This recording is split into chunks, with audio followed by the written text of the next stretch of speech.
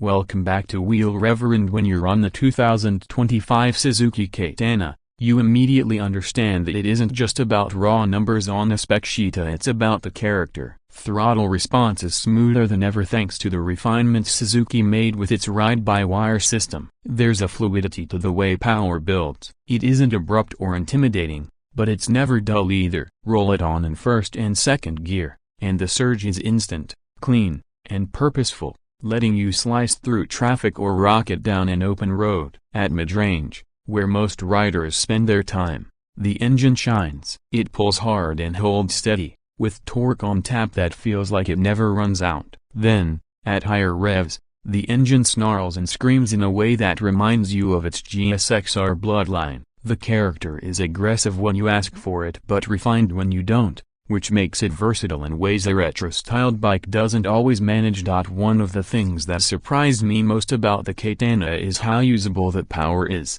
On paper, 150 horsepower can sound overwhelming, but Suzuki's electronic aids ensure it never feels out of control. Traction control in particular is an unsung hero. On dry tarmac, you barely notice it's working, but in the wet or when cornering hard on less than perfect roads, it quietly steps in to keep you planted. This isn't the kind of traction control that neuters the funa, it's the kind that gives you confidence to push further. Pair that with the quick shifter and you've got a bike that feels alive under you, yet never unruly. Upshifts are lightning fast, and clutchless downshifts are addictive, especially with that slipper clutch smoothing things out. Together, it creates a seamless riding rhythm that's just plain satisfying. Design-wise, the Katana is a piece of rolling art. Suzuki didn't just slap retro cues on a modern naked, they reimagined the original Katana silhouette with boldness. The square-cut headlight framed by a compact fairing pays homage to the 80s,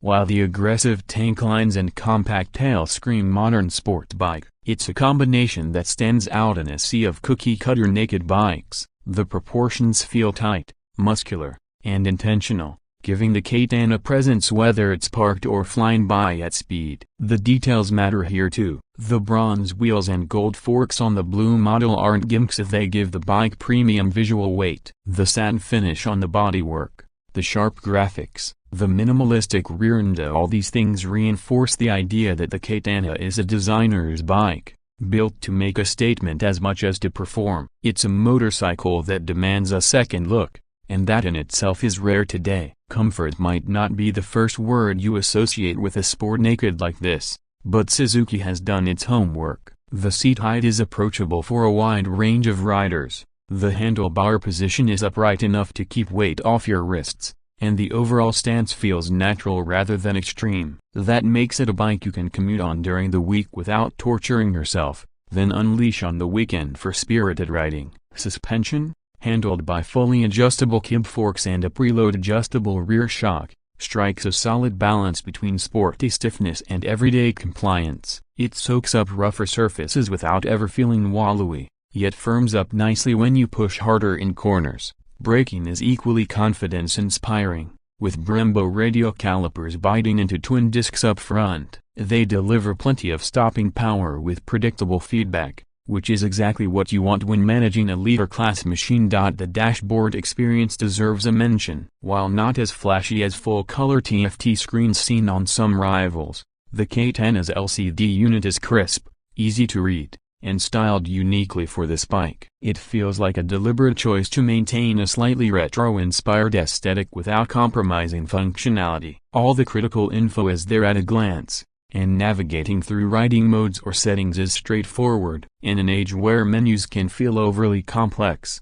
Suzuki kept things simple, and I appreciate that. Now, let's talk real-world ownership. At a price hovering just over 11 grand including taxes in most markets, the 2025 Katana positions itself in a sweet spot. It undercuts many of its European rivals in price, yet offers comparable performance and a unique style. Sure, it has quirks if the smaller fuel tank means more frequent stops, and some riders may wish for a little more range if touring is on the agenda, but that isn't the Katana's mission. This is a street-focused weapon designed to be engaging and eye-catching on short to medium rides, and it does that brilliantly. Reliability is another strength. Suzuki's inline-fours are known to be bulletproof with proper maintenance, and that peace of mind counts for a lot. Add in reasonable service intervals and a dealer network that's generally easier on the wallet compared to some exotic brands, and the Katana makes a strong case as a practical performance bike too.